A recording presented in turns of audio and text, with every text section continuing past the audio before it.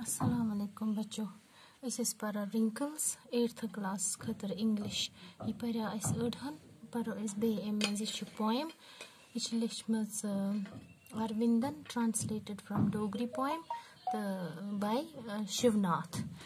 You paradise who was suppressed, who celebrated Radhe festival with fondness, who went to the Tavi to immerse Radhe seedlings and bathe during the Navratras, who played hopscotch and the game of pebbles. Yishwana yipani maj butsand ha akur chanen uman wrinkles and talius pebbles as be hopscotch as gindan.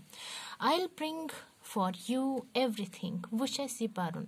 Ishwana wo biggest stanzas means emis. I'll bring for you everything. Bo anha join khatar pratka cheese. Colors for Radhe. Bana joinis Radhe use festival manawan cha tarna jasa note banawun. Tarna jasa seedlings thavin. So note chum sajava. Ishwana means bo anha tat khatar se colors. Tinsel for your dupatta. Bo anha joinis duptas khatar tinsel ak. Chamakdar lace ak. Colorful pebbles join gindna khatar colorful pebbles from across the Tavi daryav pet.